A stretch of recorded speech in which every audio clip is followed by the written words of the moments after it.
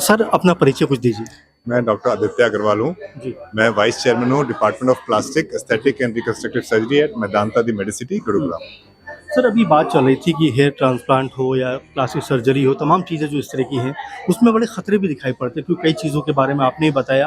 लेकिन एक आम जो आदमी है, आम जो जन है, उस तक ये मैसेज कैसे जाए कि वो सही जगह, सही स्थान पर जाकर अपना ट्रीटमेंट कराएँ? सो देखिए, सबसे इम्पोर्टेंट चीज़ ये है कि जैसे आप कोई भी चीज़ खरीदते हैं तो थोड़ी रिसर्च करते हैं। आप चेक करते हैं कि भी कौन सी चीज़ की क्या स्टार रेटिंग है, क्या कैसे काम करता है, कितना महंगा है, कितना अच्छा है। तो आई थिंक मेरा आम जनता का को यही मैसेज होगा कि आप जब भी किसी डॉक्टर के पास जाते हैं, उनकी क्वालिफिकेशंस पहले चेक करिए। चेक करिए वो किसी एसोसिएशन के मेंबर हैं कि नहीं है, क्या उनके पास वो डिग्री है जो वो दिखा सकते हैं। और अगर वो एसोसिएशन के मेंबर हैं तो हर एसोसिएशन का मेंबर हम उनको एक इंसिग्निया देते हैं जो कि वो दिखा सकते हैं कि वो सर्टिफाइड मेंबर है। तो हमने अपनी तरफ से उनको सर्टिफाई कर दिया कि he is a authentic member जो कि ये पर्टिकुलर सर्जरी कर सकता है। तो मेरा कहने का ये मतलब है कि हर आदमी को अपनी रिसर्च करनी चाहिए कोई सर्जरी कराने से पहले, क्योंकि आप अपनी बॉडी के ऊपर सर्जरी करा रहे हो। आप कहीं खाने जाते हो तो आप चेक करते हो कि खाना कैसा है, क्या रेटिंग है, क्या नहीं है। तो ऐसे ही आप सर्जन के बारे में चेक करिए, उनकी डिग्रीज पूछिए, डिग्रीज के बारे में चेक करिए, उनसे बोलिए कि आप हमें रिजल्ट्स दिखाएं, या आइडियली इफ दे कैन वो आपको कोई पेशेंट से बात करा सके जिनका सिमिलर एक्सपीरियंस रहा हो, सिमिलर डिजीज प्रोसेस ट्रीट किया हो। हेयर ट्रांसप्लांट अब बहुत कॉमन हो गया है एंड मैं ये भी जानता हूँ कि कई क्वालिफाइड लोग हैं जो बहुत अच्छा काम कर रहे हैं। मैं आपको ये भी बताना चाहूंगा कि एक डर्मेटोलॉजिस्ट है, अगर वो अच्छे से ट्रेंड है, प्लास्टिक सर्जन है जो अच्छे से ट्रेंड है और उन्होंने हेयर ट्रांसप्लांट में भी थोड़ी ट्रेनिंग ली रखी है, तभी वो अच्छा काम कर सकते हैं। जस्ट डर्मेटोलॉजिस्ट होना या प्लास्टिक सर्जन होना ये गारंटी नहीं करता है कि आप हेयर ट्रांसप्लांट सर्जरी भी अच्छे से करेंगे। आप समझ रहे हैं?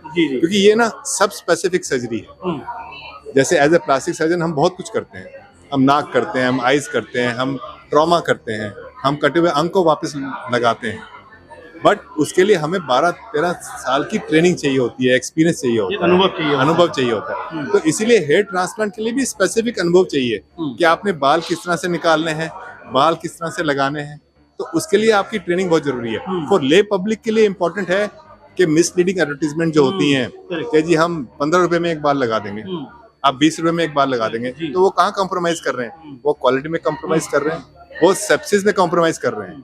वहाँ पे स्टेरिलिटी नहीं होगी, एसेप्सिस नहीं होगा, तो इन पेशेंट्स में इन्फेक्शन हो सकता है और इन्फेक्शन यहाँ तक हो जाता है कि वो शरीर में जहर फैला सकता है और आदमी अपनी जान से हाथ खो बैठता है। सर मेरा लास्ट सवाल रहेगा आपसे कि हमारा जो देश है, यहाँ पर अमूमन गांव देहात की बात करें तो लोग कम पढ़े लिखे होते हैं, इन्फ्लुएंस हो जाते हैं दूसरे की बात से। उनके लिए यहाँ पर क्या मैसेज रहेगा? जैसे आपने कहा कि हमें डिग्री देखना चाहिए, लेकिन बहुत संख्या ऐसे लोगों की जो कम पढ़े लिखे जल्दी बातों में आ जाते हैं, उनके लिए आपका क्या मैसेज है? सी देखो, जो जल्दी में बातों में आ जाते हैं उनके लिए तो मैं कुछ नहीं कह सकता।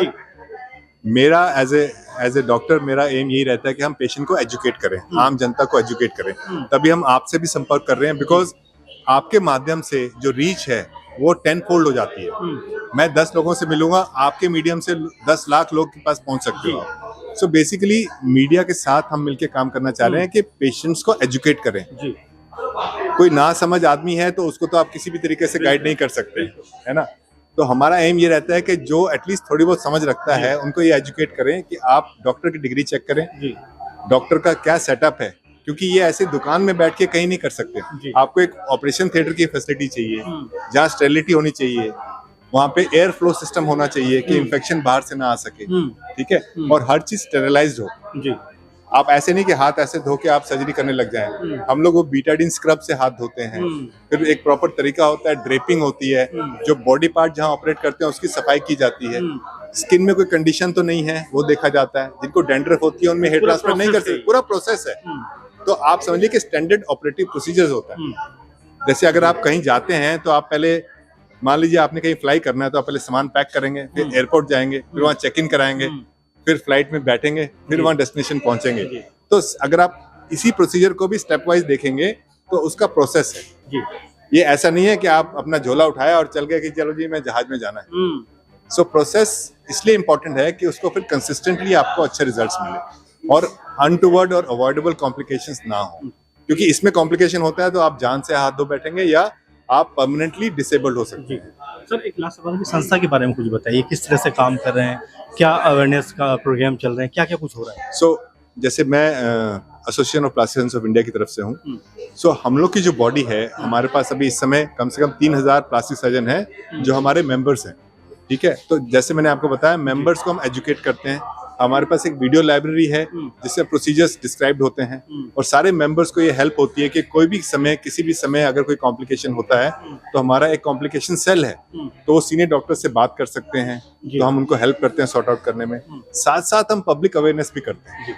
पब्लिक अवेयरनेस बहुत इंपॉर्टेंट है। जैसे हमारा सोशल मीडिया है आजकल, जैसे सब बात हो रही थी कि यंगस्टर्स सोशल मीडिया में जाते हैं, चक्कर क्या है, वो ज्यादा ग्लिटसी और ग्लैमरस फोटो की तरफ ज्यादा जाते हैं, झुकाव ज्यादा होता है। तो हम लोग एज एन एसोसिएशन भी इंस्टाग्राम में हैं, हम सोशल मीडिया में हैं, लेकिन हमारा बहुत टेम्पर्ड तरीके से हम बताते हैं कि भाई किस तरह से आपको सर्जन सेलेक्ट करना है, क्या क्या सर्जरीज आपके लिए सेफ हैं। अल्टीमेटली जिस आदमी से आपने सर्जरी करानी है, जिस सर्जन से आपने सर्जरी करनी है, उनको आपको देख परख के बताएंगे वो कि ये सर्जरी हो सकती है कि नहीं हो सकती है। सो आई थिंक पब्लिक अवेयरनेस करना, आई थिंक आप लोगों के साथ जुड़ने से मेरे को लगता है हमारा रीच बहुत बढ़ जाएगा।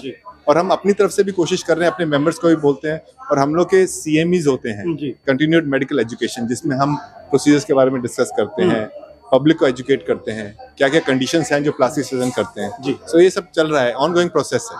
Thank you. Thank you.